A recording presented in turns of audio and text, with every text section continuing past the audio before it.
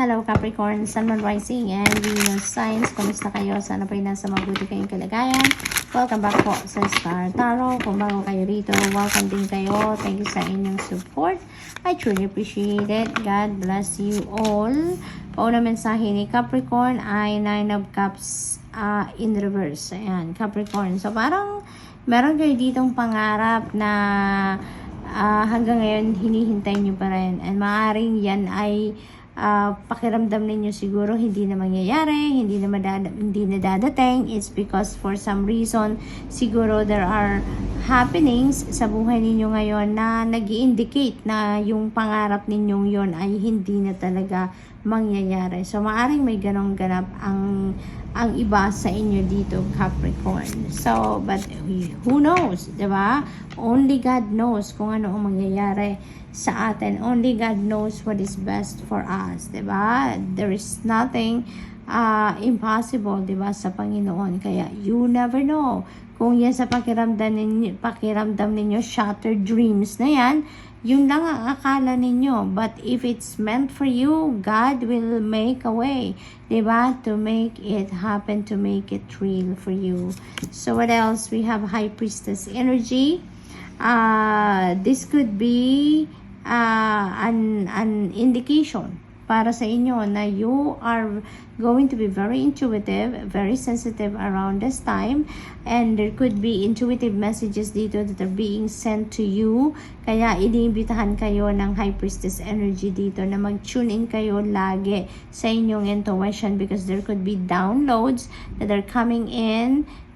There could be intuitive messages na parating sa inyo dito. So maaari din kasi na pinagpipray ninyo yan. It could also be possible na you are asking for enlightenment, for clarity. Maybe you're asking for divine guidance. Kaya ito na yon, no?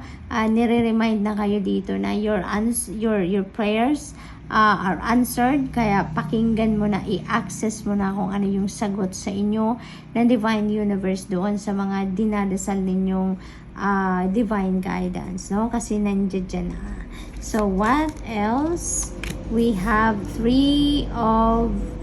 this is the Empress energy. So this is really beautiful. Pagdating naman sa family and relationship, money, career, and finances, this is such a beautiful energy. Kasi si Empress energy is very nurturing energy. This is also a mother archetype. This is also very abundant and prosperous energy. This is also a creation energy. Kaya napakasiksik, liglig, umaapaw yung blessing na maaring dumating sa inyo sa ngayon. Pagdating sa pamilya, relationship, at saka sa pangkaperahang aspeto, karera, source of income, yung ganon. So, ang iba sa inyo siguro dito, magiging nanay na. Maaring you are entering your motherhood. Posible din na kayo talaga ay manganganak na. Ang iba sa inyo is magbubuntis. If not naman kayo, ang ganong may sitwasyon, could be your person or could be someone in the family or someone close to your heart ang siguro may ganong sitwasyon na may mag-aanak na, mag-welcome ng bagong baby, could be a new parent, yung ganon, no? Pagdating naman sa pangangalaga, no, maybe some of you are taking care of someone, maaring kapamilya ninyong inaalagaan ninyo, magulang ninyo, mom ninyo, dad ninyo, posibleng ganon, or it is possible na yun ang trabaho ninyo. Maybe you're a caregiver or you're working in a facility who takes care of children or who takes care of elders. Possible then na nasa medical field kayo. So you are taking care of sick people or you are serving and helping sick people. Maaaring ganon din ang ganap dyan.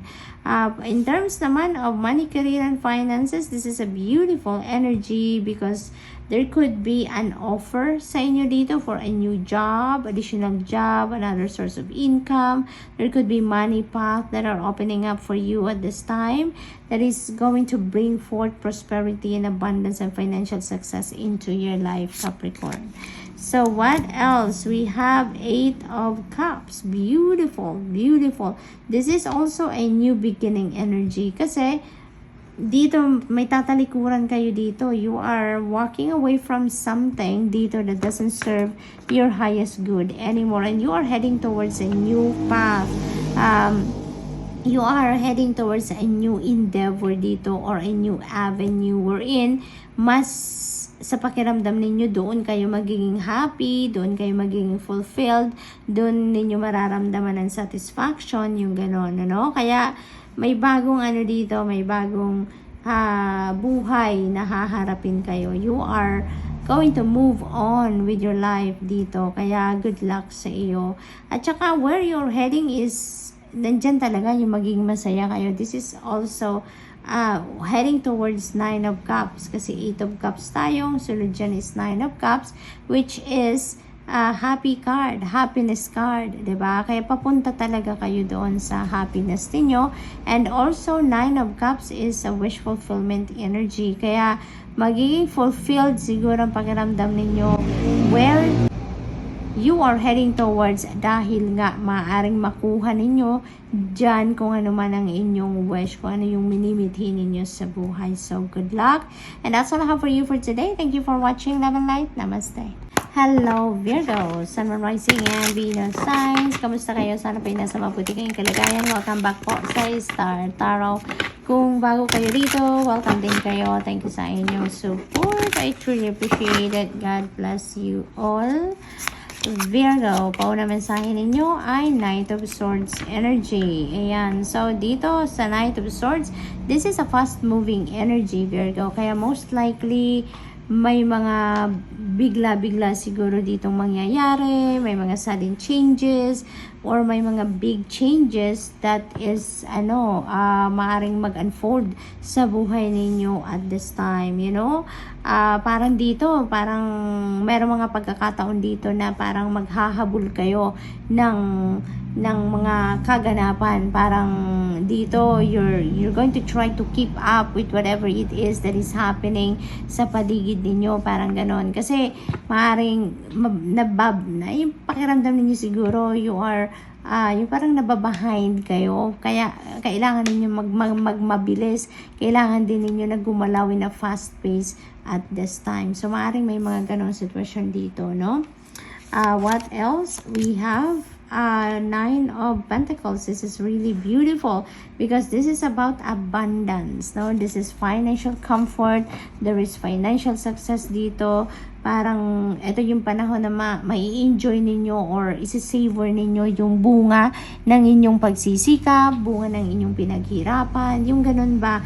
Kaya this is really a beautiful energy kasi dito ninyo mararamdaman yung sarap, kumbaga, ng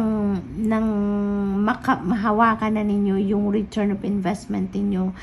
Dito ninyo makikita yung reward ng effort ninyo, kumbaga, 'di ba? Kaya i-enjoy ninyo 'yan, Virgo. You deserve it. You deserve to enjoy every bit, 'di ba? Na kung ano man ang klaseng reward na makukuha ninyo sa ngayon. So this is really a beautiful energy dahil ma-experience niyo na dito yung prosperity and abundance and financial success, financial comfort, financial freedom. So enjoy niyo 'yan. We have Empress energy. This is really gorgeous energy, Virgo, pagdating sa inyong money, career, and finances, family, and relationships. So, posible dito pagdating sa family and relationships, maybe ang iba sa inyo dito is welcoming a new baby. Some of you are getting pregnant. Some of you are maybe giving birth. Kung hindi naman kayo mismo ang ganong sitwasyon, this could be your person, diba? Na maaaring magbubuntis or manganganak na. Posible din na kamag-anak ninyo, kaibigan, or someone close to your heart is maybe welcoming a new baby in the family. So, maaaring gano'n ang sitwasyon dyan. Also, maybe you are taking care of someone in the family kasi si Empress energy is also a mother archetype. This is very nurturing energy. So, maybe you are taking care of someone. No? May inaalagaan siguro kayo sa pamilya, maaaring yung mga anak ninyo, asawa ninyo, partner ninyo, magulang ninyo. Maybe you are taking care of them. And then also, baka yun ang trabaho din ninyo. Maaring nag-aalaga kayo talaga. Maybe you're a caregiver, yung ganon. Or maybe you are working in a medical field that you are taking care of sick people. Maaring ganon din ang ganap. For others of you, talaga magiging brand new parent siguro kayo. Pagdating naman sa pera, finances, career, ito din siguro yung pagkakataon ninyo, no, na magsisimula kayo, kasi this is also creation energy. So maybe magsisimula kayo dito sa isang bagong trabaho, sa bagong career or bagong negosyo. Maaaring ganun din ang ganap dyan for some of you. So what else? We have Queen of Pentacles. Holy moly, puro sila babae, diba? Yung tatlong ito, and they are all about money. They are all about wealth, financial gain, prosperity, and abundance, financial success. Parang iisa lang ang sinasabi nitong tatlong ito. Kaya this is such a beautiful time, beautiful period in your life, Virgo, na pagdating sa inyong kaperahan ay talaga magiging saganang-sagana kayo. Kaya tanggalin na ninyo yung mga blockages ninyo sa buhay, tanggalin na yung mga negative thoughts, negative feelings and emotions, and instead, i-replace ninyo yan, i-transmute ninyo yan into positivity. Positive thoughts lang tayo, positive feelings and emotions, positive attitude, para ma-attract natin yung abundance and prosperity and financial success sa buhay ninyo, Virgo. Okay, kasi si Queen of Pentacles at saka si Empress energy, parang parehas lang ang energy nila. They are very nurturing, they are very prosperous and abundant energy. Both of them, parehas sila may inaalagaan, parehas sila nangangalaga ng pamilya, nangangalaga ng ibang tao. So, parehas sila halos na may mga lucrative offers pagdating sa trabaho, karera, negosyo, yung mga ganon. So, this is really a beautiful period in your life pagdating sa inyong money, career, and finances. Kaya i-align nyo na ang inyong sarili with this energy nang sa gayon ma-attract na ninyo towards you ang financial freedom, financial comfort, at saka yung kasaganaan talaga pagdating sa pera. So, good luck. And that's all I have for you for today. Thank you for watching. Love and light. Namaste. Hello, Taurus, Sun, Moon, Rising, and Venus signs. Kamusta kayo? Sana nasa mabuti kayong kalagayan. Welcome back po sa Star Tarot. Kung bago kayo rito, welcome din kayo. Thank you sa inyong support. I truly appreciate it. God bless you all, Taurus. Kung ano mensahe ninyo ay 5 of Cups energy. This is really beautiful kasi merong forgiveness na sa puso ninyo. You are willing to forgive na ngayon. There is acceptance sa puso ninyo. Parang nag-expand kayo ang puso ninyo with understanding other people's situation, yung ganon. So, masaya na kayo. Now, magiging masaya na kayo sa ngayon, Taurus. Parang kung ano man yung pagkukulang na naramdaman ninyo in the past, ngayon, parang pakiramdam ninyo, mapupunuan na yan. There is peace na sa pakiramdam ninyo. There is forgiveness. There is acceptance. There is hope and happiness na sa puso ninyo sa ngayon. What else? We have the Tower energy. This is a beautiful new beginning, no? This is a sudden change then na maaaring mag-unfold sa buhay ninyo sa ngayon. At saka yung mga pagbabagong ito could be surprising para sa inyo. Could be overwhelming in a sense then.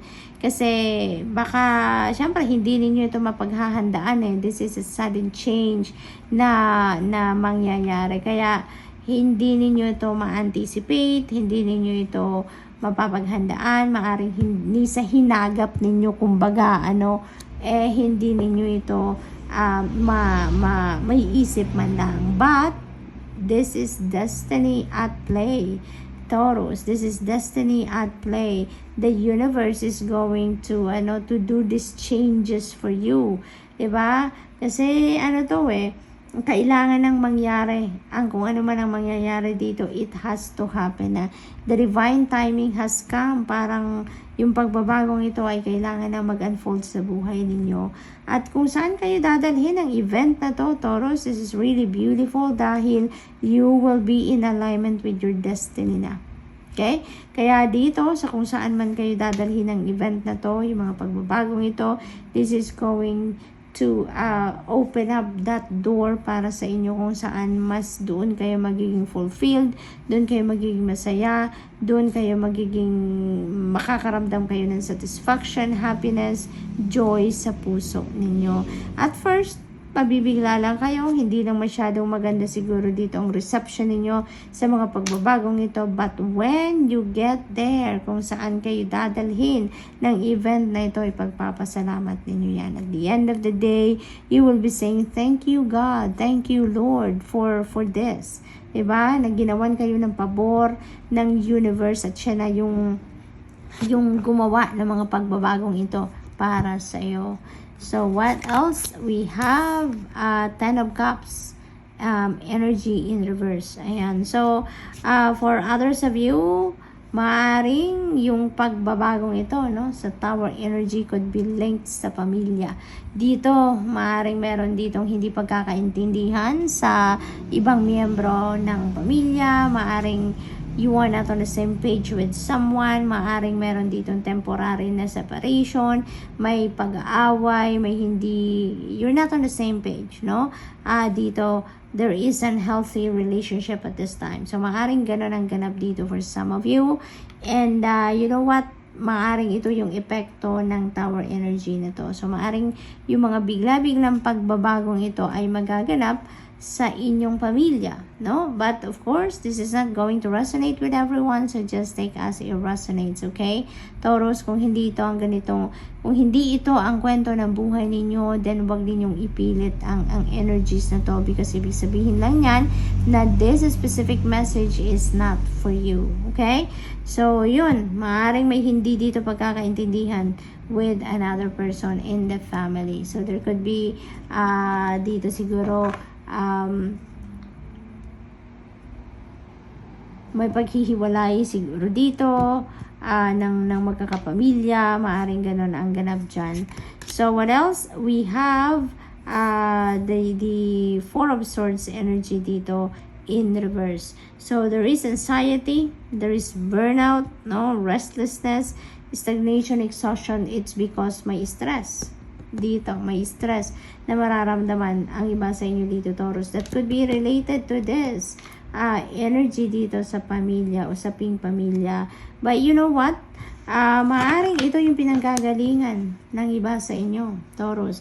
Maaring dito kayo nanggagaling, maaring ang iba sa inyo nangyari na to sa inyo, na-stress na kayo lahat, nag-anxiety kayo dahil siguro sa separation, dahil sa hindi masayang pangyayari sa pamilya ninyo. But, you know what? There is happiness dito, di ba? May forgiveness, may acceptance na, may hope and happiness is going to return sa buhay ninyo. So, maaaring yung mga naghiwalay dito, yung mga nag-away dito, magkakausap eventually, and you are going to start an even stronger relationship sa ngayon. Maaaring yun ang effect ni Tower energy.